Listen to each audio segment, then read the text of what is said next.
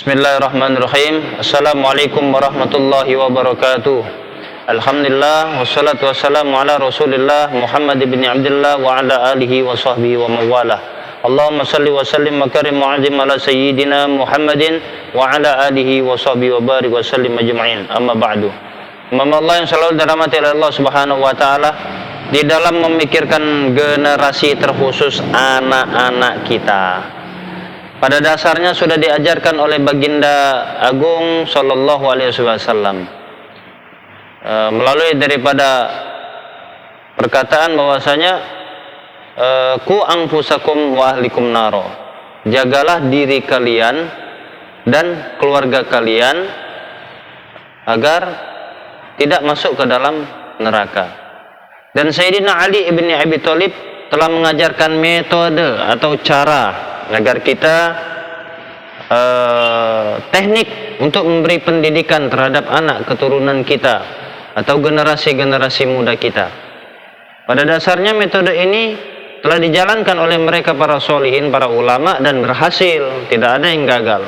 Jadi mereka-mereka yang mendidik anaknya dengan cara yang diajarkan oleh para ulama, yang diajarkan oleh para sholihin, yang diajarkan, apalagi ini metode pengajaran Sayyidina Ali bin Abi Thalib, sosok menantu Rasulullah Sallallahu Alaihi Wasallam, suami daripada anak kesayangan Rasul, Sayyidah Fatimah Zahra Al-Batul.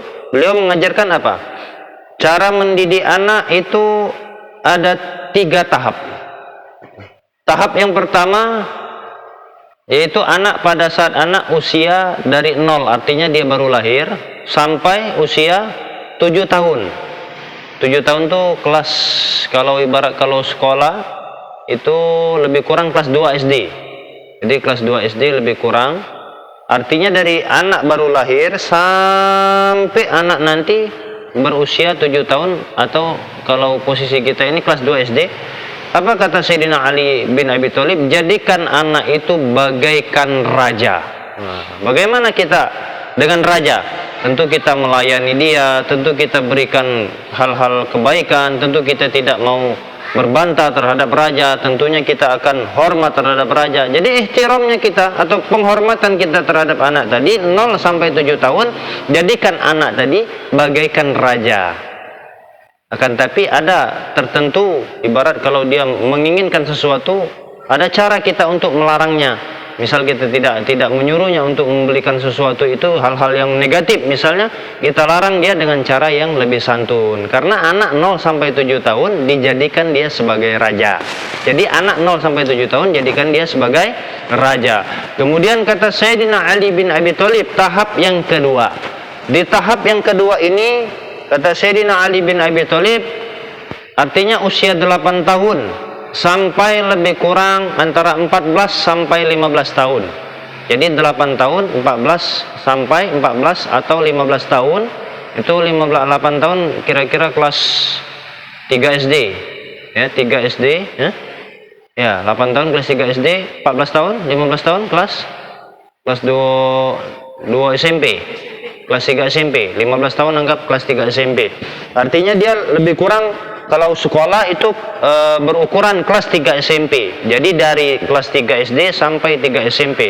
Kata Sayyidina Ali bin Abi Thalib, jadikan anakmu itu bagaikan tawanan. Artinya dia di penjara, ibaratnya seperti itu, di penjara dia. Artinya kita kekang mereka di sana, kita tekan mereka di sana, kita larang mereka di sana, kita suruh mereka itu menjadi orang baik, kita suruh mereka itu sholat, kita paksa mereka itu jangan berkeliaran, kita paksa mereka itu agar jauh daripada pergaulan yang keliru, pergaulan yang salah. Karena seperti tawanan yang diajarkan oleh Sayyidina Ali bin Abi Thalib. Bagaimana sosok tawanan? Tentunya banyak larangan di sana. Jadi melarang seorang anak itu pada dasarnya bukan kita menekan mereka atau bukan kita agar membatasi mereka, tidak. Akan tetapi kita menjaga mereka, karena fase-fase anak berusia 8 sampai 15 tahun, 14 sampai 15 tahun itu adalah fase-fase yang sangat goyang. Fase-fase yang sangat mudah sekali mempengaruhi mereka. Apalagi di zaman sekarang, ayul mukmin, beda dengan zaman dulu. Kalau zaman dulu, ngomong maaf, berbicara maaf, kata tidak. Narkoba, kalaupun ada narkoba itu hanya sedikit, tidak sebanyak atau semerbak sekarang. Kalaupun dulu orang-orang hanya kenakalan-kenakalan batas remajanya, paling-paling mereka itu hanya batas berkelahi. Tapi kalau sekarang tawuran ada, narkoba ada, zina ada, pacaran ada. Padahal ini dilarang semua dalam agama Islam. Pacaran dilarang, mabuk-mabukan dilarang, ya kan? Atau meninggalkan sholat itu dilarang. Ini pergaulan, masa-masa pergaulan inilah masa-masa terparah yang diajarkan. Maka Sayyidina Ali mengajarkan, jadikan anak itu bagaikan tawanan atau tahanan. Ini maknanya sangat penting. Di usia ini adalah usia yang sangat genting sekali bagi anak-anak usia dini, apalagi remaja di zaman sekarang. Ya mukmin, sangat kita khawatirkan. Emang benar kenyataan yang kita katakan, hal inilah banyak yang terjadi di lapangan pada dasarnya. Jadi anak, kata Sayyidina Ali, anak berusia dari 8 tahun sampai dia 14 tahun atau 15 tahun, jadikan mereka itu tahanan. Kemudian tahap yang ketiga yaitu tahap pada saat mereka itu berusia 16 sampai 25 tahun. Nah, ini beda lagi tahapnya. Ini yang diajarkan oleh cucu Rasulullah, oleh menantu Rasulullah Sallallahu Alaihi Wasallam, sahabat Rasul yang sangat dicintai oleh baginda agung Nabi Muhammad Sallallahu Alaihi Wasallam. Kenapa kata beliau? Apa kata beliau? Apabila anakmu sudah berusia 16 tahun sampai 25 tahun, jadikan mereka itu bagaikan sahabat. Nah, kalau sudah dijadikan sahabat bagaimana?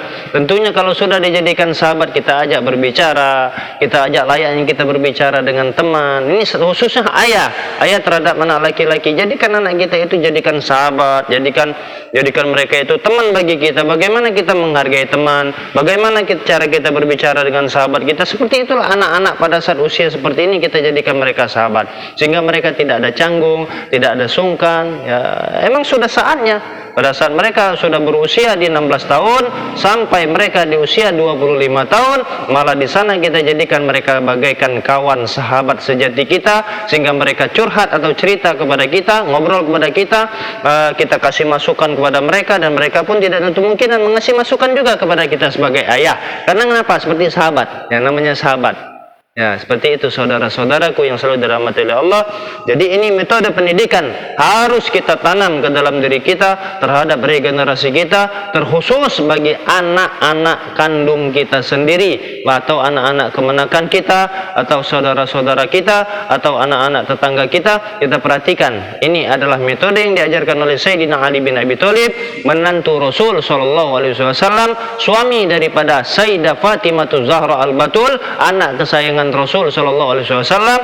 Dan sampai hari ini pola didik seperti ini memang dipakai oleh para alim, para soleh. Ini saja yang dapat kami sampaikan, mudah-mudahan bermanfaat. Maka ayol mukmin, sekali lagi kami wasiatkan atau kami pesan, tanamkan kepada anakmu, berikan mereka makanan secara jasmani, tapi yang terpenting berikan mereka makanan rohani. Apa itu makanan rohani? Yaitu tanam kepada anak-anakmu ilmu agama,